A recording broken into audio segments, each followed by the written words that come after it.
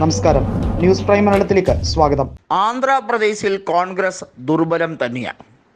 അവിടെ കോൺഗ്രസിന് ഇത്തവണ വൈഎസ് ശർമ്മിളയിൽ വലിയ പ്രതീക്ഷ ഉണ്ടായിരുന്നെങ്കിലും അവരെ കൊണ്ട് വലിയ മുന്നേറ്റമൊന്നും നടത്താൻ കഴിഞ്ഞില്ല.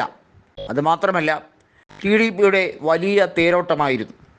യഥാർത്ഥത്തിൽ നേട്ടം മുഴുവൻ കൊയ്തെടുത്തത്, സമസ്ത വിജയവും നേടിയത് 21 സീറ്റുകളിലും നിയമസഭയിൽ വിജയിച്ച പവൻ കല്യാണിൻ്റെ, ഇപ്പോഴത്തെ ഉപമുഖ്യമന്ത്രിയായിട്ടുള്ള ആന്ധ്രാപ്രദേശിലെ ജനകീയനായി മാറിക്കഴിഞ്ഞിരിക്കുന്ന സിനിമാ താരം പവൻ കല്യാണിൻ്റെ പാർട്ടിയായ ജനസേനയാണ്.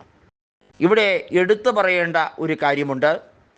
BJP TDPയുമായി ചേർന്ന് 3 ലോക്സഭാ സീറ്റുകളിൽ ജയിക്കുകയും 8 നിയമസഭാ സീറ്റുകളിൽ വിജയിക്കുകയും ചെയ്തു. തെലങ്കാനയിൽ അവർ മുഖ്യ പ്രതിപക്ഷമാകാൻ പോരാടുന്നു. അവർക്ക് 8 ലോക്സഭാ സീറ്റുകൾ കിട്ടി. അതായത് ആന്ധ്രാപ്രദേശ്, ഐക്യ ആന്ധ്രാപ്രദേശിൻ്റെ കാര്യം നോക്കുകയാണെങ്കിൽ, അതായത് ഈ 2 സംസ്ഥാനങ്ങൾ കൂടി ചേരുന്നതാണല്ലോ ഐക്യ ആന്ധ്രാപ്രദേശ് 2014 മുമ്പ് വരെ.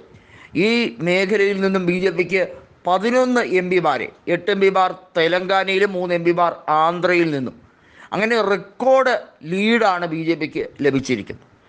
ഇതിൽ വളരെയധികം അസ്വസ്ഥരാണ് കോൺഗ്രസ് എന്നുള്ളതിൽ സംശയമില്ല.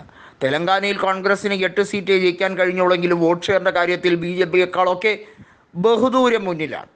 അവിടെ BRSനാണ് നിലവിൽ പ്രതിപക്ഷ സ്ഥാനമെങ്കിലും വളരെ വൈകാതെ അത് BJP കൊണ്ടുപോകും എന്നുള്ള കാര്യത്തിൽ യാതൊരു തർക്കവുമില്ല.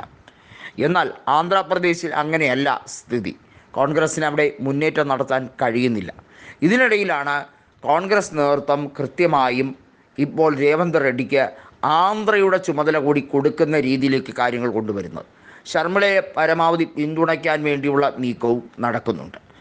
അതായത് ആന്ധ്രയിൽ മുൻ TDPയുടെ നേതാവ് കൂടിയായിരുന്ന, ഇപ്പോൾ കോൺഗ്രസിൻ്റെ എല്ലാമായി തെലങ്കാനയിൽ നിറഞ്ഞാടുന്ന രേവന്ത് റെഡ്ഡിക്ക് ആന്ധ്രയിലെ TDPയും അതുപോലെ തന്നെ അവിടെ കൃത്യമായി TDPയുമായി ഇടഞ്ഞു നിൽക്കുന്നവർ നിരവധിയുണ്ട്. BJPയുമായി സൗഹൃദം പങ്കിടാൻ ആഗ്രഹിക്കാത്തവർ, അവരെ തിരികെ കോൺഗ്രസ്സിലേക്ക് കൊണ്ടുവരാൻ വേണ്ടിയുള്ള ചുമതല രേവന്ത് റെഡ്ഡിക്ക് കൊടുത്തുകൊണ്ട് ശർമ്മിളയ്ക്ക് കരുത്ത് പകരുന്ന രാഷ്ട്രീയ നീക്കത്തിലേക്ക് പോവുകയാണ്.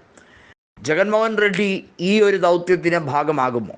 വൈകാതെ കോൺഗ്രസ്സിലേക്ക് സഖ്യം വ്യാപിപ്പിക്കാൻ ജഗൻമോഹൻ റെഡ്ഡി തയ്യാറാകുമോ എന്നതിലിരിക്കുന്നു ഇനി ജഗൻമോഹൻ്റെ ഭാവി മുഴുവൻ.